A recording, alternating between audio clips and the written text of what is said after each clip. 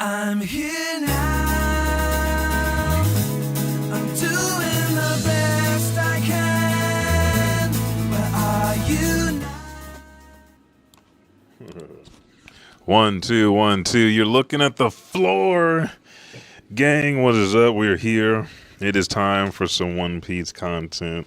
But I was recording last, which is why the screen on the camera was down. One Piece TCG. Your boy got into it. He is now. I mean, I have a pack. I have a deck. I'm not hardcore into it yet. Still learning. Still gaming. Doing online digital shit right now before I take on hardcore fans out in the streets. Whip ass. Take names. I'm ready to do it. Steve Austin style with a beer or mead in my hand. Something preferably better on my tummy. Getting old. Getting old. Shout out to the man that gave me compliments on my look. Said I looked young.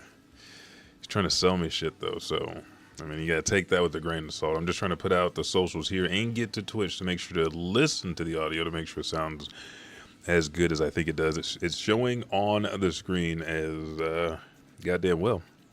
And that's where I want it to be as we go through this. Now, this is 1175. This is far, far away. Yesterday, 1179 dropped.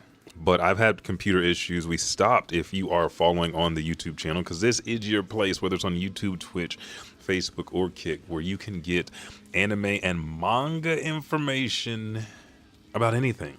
Openings, endings, reactions, One Piece specifically, weekly. Now that my PC is back up and running, we'll be back on One Piece like we were before. We're only off by a day. I will cover the full spoilers today, but we are catching up on past streams I recorded but I lost. So we're having to re-record them. I don't mind re-recording them because I don't remember the TCBs when I read them, and I don't remember what my initial reaction was in the read because we're at 1179 now. So thank you guys for joining me here at Edge 2 Gaming. We are going to start the TCB scans now. There's a different, if you haven't been here in a while, say you were here a month ago, 2 months ago, and you're like, oh yeah, we're doing the TCB scans. He's going to pull them up. We're going to go through them together. Yeah, we don't do that anymore. Twitch, YouTube, all them motherfuckers are twitching out and going crazy. So what I'm going to do is I'm going to read and describe the panels to you. And then when we get to the live read, I will always put that up on the screen and we'll read panel for panel and continue through it. So we went through the full spoilers. We went through the brief spoilers. Let's just make sure everything's up. Now it is time for, I almost read the wrong one. The TCB scans for chapter 1175. It doesn't say how many pages it is. Let me see if I ain't trying to fuck it up. Fuck it. I'm just going to go straight through this. So we see Sabo leaning back in a tree with 3 koala babies on him. And the koala is sitting across from a koala eating. And it says, cover request by Ramen Maru. Yeah, Ramen Maru. Sabo covered by baby koalas clinging to him. We go to our first panel. It says the Straw Hats who were captured, and we see whoosh, Sanji's foot is a fucking blaze. Up in the air for an axe kick. If you don't know what an axe kick is, I would tell you to look it up, but so many motherfuckers that started martial arts when they're younger and stopped and started to be influencers, start the fucking stream channels where they think they know where fucking kicks are. It's so fucking frustrating. Axe kick. Pull the toes back. Pull the leg straight up. We see Sanji do this a lot in the show. And you come straight down using the heel to come down on the crown of the head if you can stretch that high. Really, it's not that applicable. Collarbone would be more applicable because once you break the collarbone, that arm goes down. Even then, I would bring it probably waist high and come down and break the foot. So, again, I digress. Sanji has his foot up and left foot for an axe kick. And it seems like he's jumping, and he brings it down on the right side of Robin's arm, all the way down to her legs, and Saint Sommer's fucking vines are shattered, torn, burnt to fucking shreds. Usopp's in the back, fanboying, which he should be doing something useful. I digress. We go down to the next panel, and we see a wide shot of the Straw Hats. We see Jinbei in the forefront walking across the screen towards the Straw Hats, or towards something while the Straw Hats are off to the side. In the background, we see Usopp with his hands up, Sanji bringing his foot all the way down, and Robin is running, or Nami is running to Robin after the vines have been broken. And Robin goes, finally, Robin. Then we see Robin say, thank you. Sanji goes, Usopp goes, that's our Sanji. And then Sanji just sits there.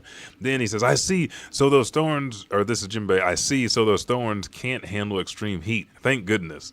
Which I don't really know. I feel like Jinbei has enough hockey to break through this shit.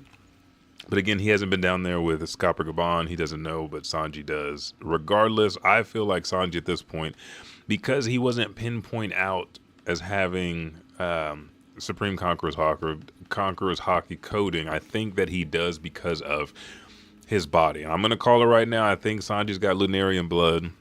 He's already got the exoskeleton. Maybe Haki channels through his body differently. He can still utilize it and code his body, but maybe he can channel it a little bit differently. Why his Ifrit Jinbei's flames are blue, or because they're infused with that higher level of Haki.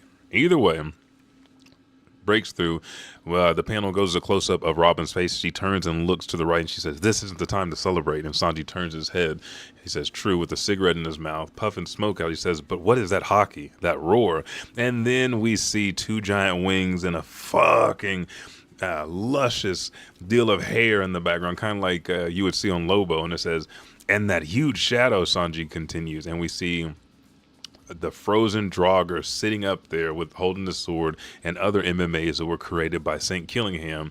And in the cloud of smoke is just darkness. Then we go to West Village and we see Ripley, bloodied, battered, holes all through her from the thorns. Colin still has thorns around him standing there. The children have thorns around them as they see their caregivers on the ground in shambles. Rode on his knees, drooped over. Chief Jarul looking over with another giant in agony. And we hear Ripley, Oimo, Road, as they are yelling as their compatriots have fallen on the ground. We see, please save my mom and the others. A kid is crying. Then another one, they were pierced by the same thorn stuck in us. And then we see, my mom is going to die. All these kids are in tears. We saw them walking bravely to their death in tears, and now they're in tears after being saved. The panel switches to the giants of Elbaph fighting the Domi Reversi giants, and we see somebody says, Loki, the village is in danger. Take the children somewhere else. A giant turns around and yells, and Loki goes, and what's that got to do with me? I only came to dump these idiots who climbed onto my back without permission.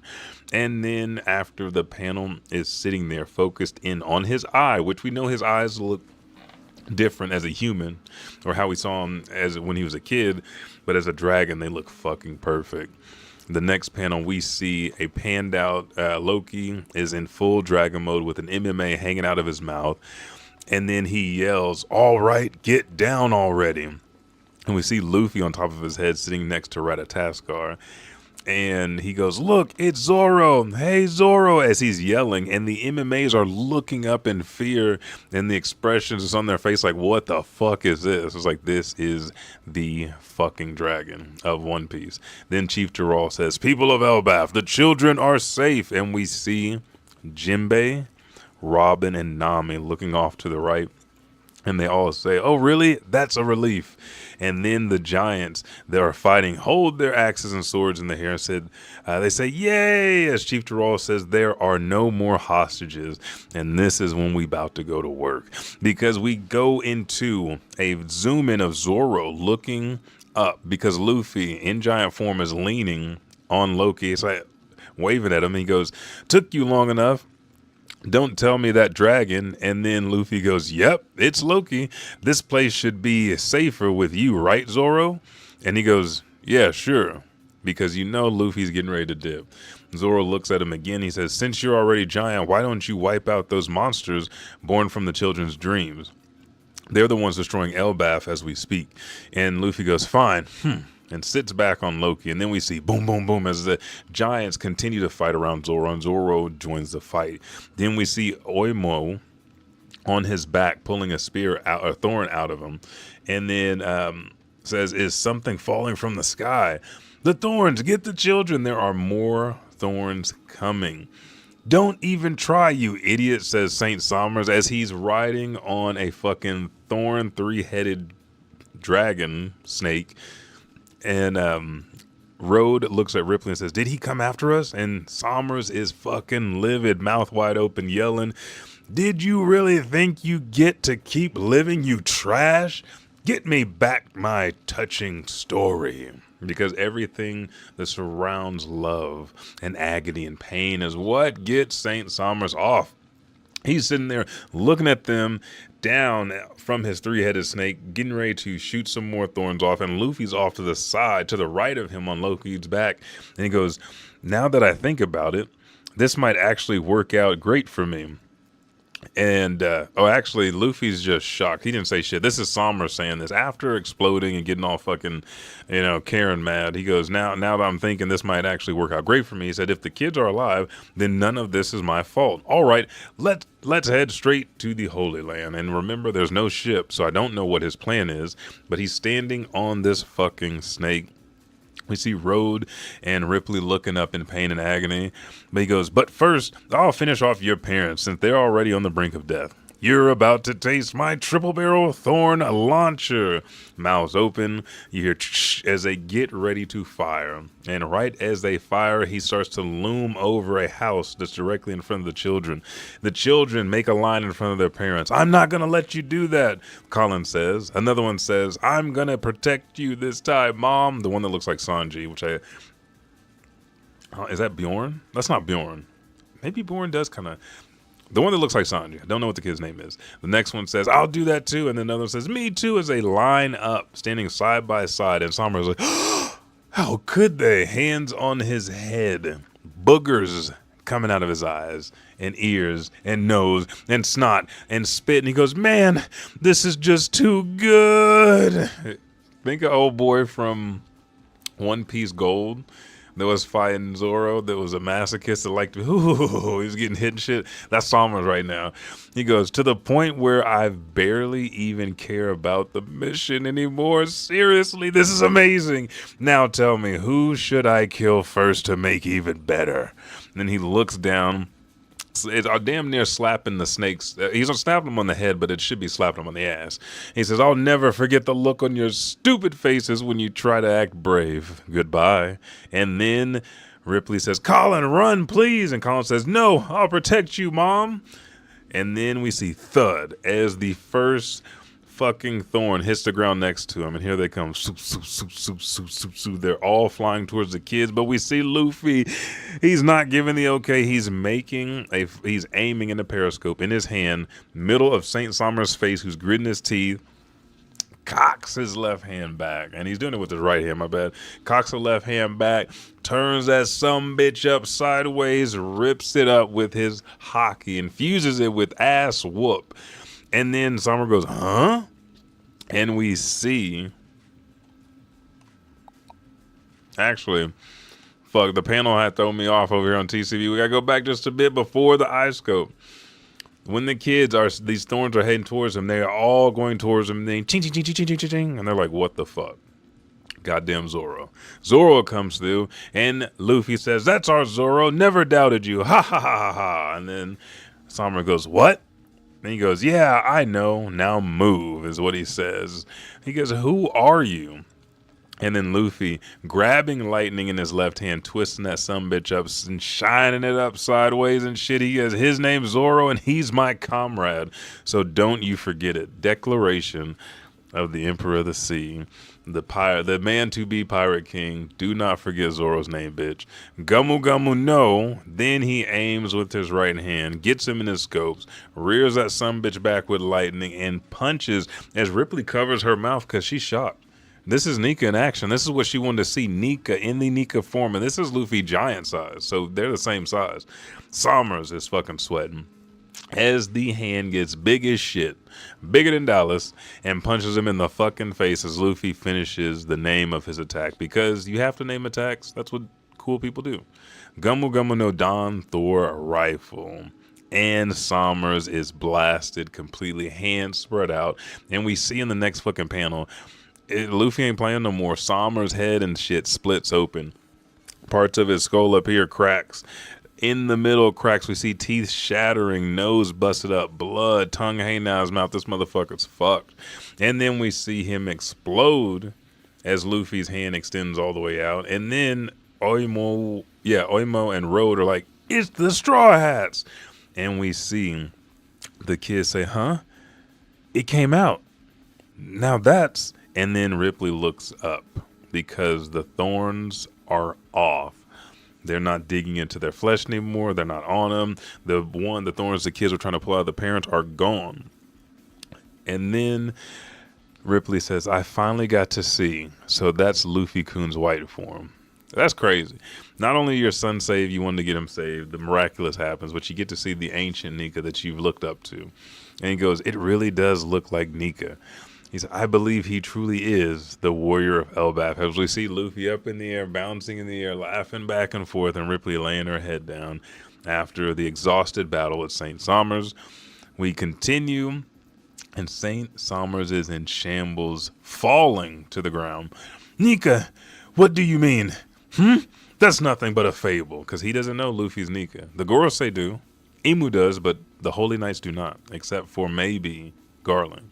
And we see, as he says that, fucking Claw of Loki's coming, and then bam, stomps this motherfucker into the ground. This is not the first satisfying defeat and fucked up shit we've seen with St. Somers. When Gabon came on the scene, it was like, bitch, bing, bing, bing, bing, bing, and slipped that motherfucker. It was cold. But seeing Loki now just redirect all his furies back to the Holy Knights and be a part of, you know, the same battle that the Straw Hats are for Elbaph and for himself is fucking dope as shit. And then somebody goes, whoa, it's Nidhogg.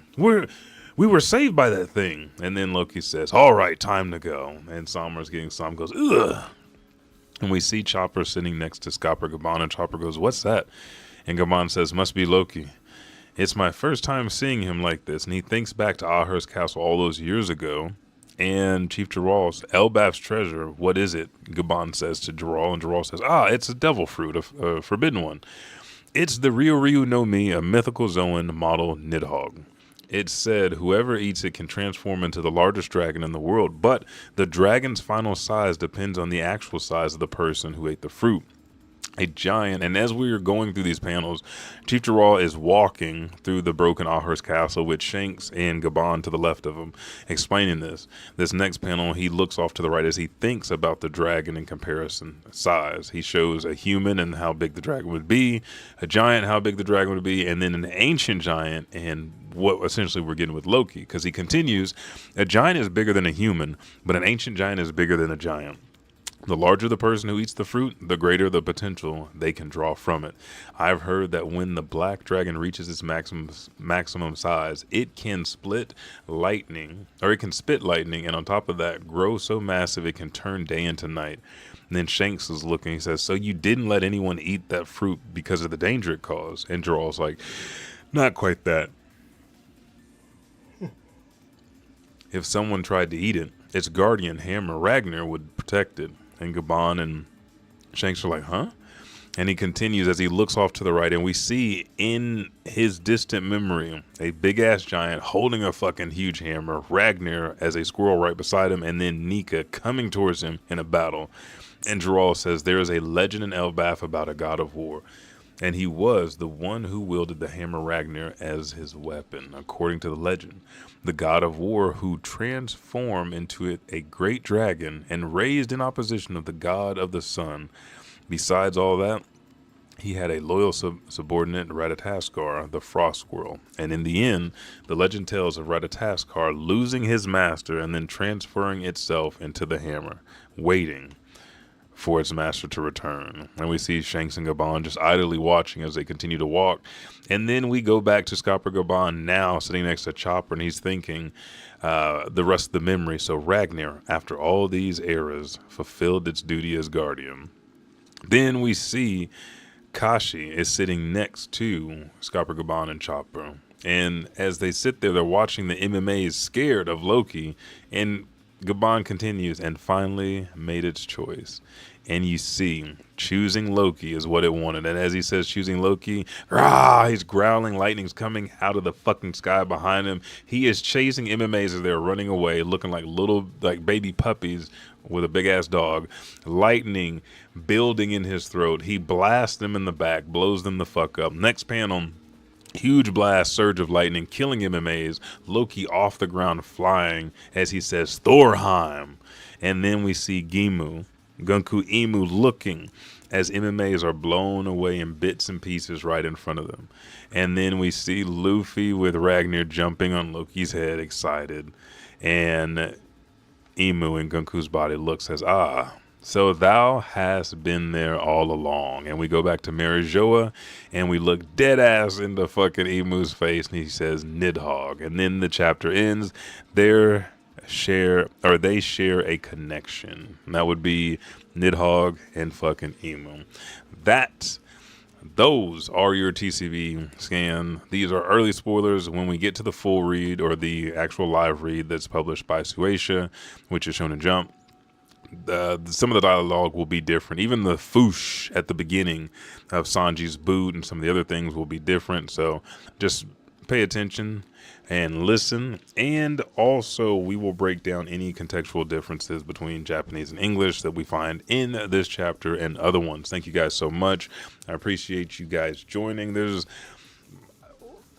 We're going to go through these chapters. I just want to see what is changed from this to the official. But going from here, the Straw Hats we saw Sanji do some work. Jinbei is like, he didn't seem like he was too far off from it. I think he knows how to break some shit. Robin couldn't break herself free. The rest of them couldn't. This was just set up. This was the reveal of Loki's fruit.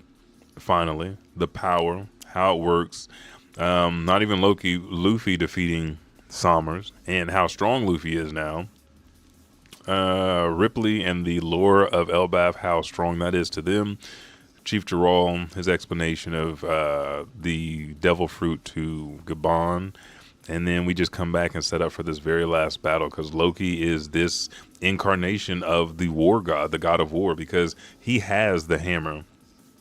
RAGNIR. RATATOSKR is inside of RAGNIR, so he has RATATOSKR and the hammer, and he has eaten the devil fruit. Loki is the modern god of war. Luffy is the other Joy Boy, or I guess he's at the Nika fruit. He's the other Nika in this time frame. So I'm excited to see what else is next, to continue reading and getting caught up. Again, I will do the TCB scans and the full spoilers, or the live read for 1178, 1179.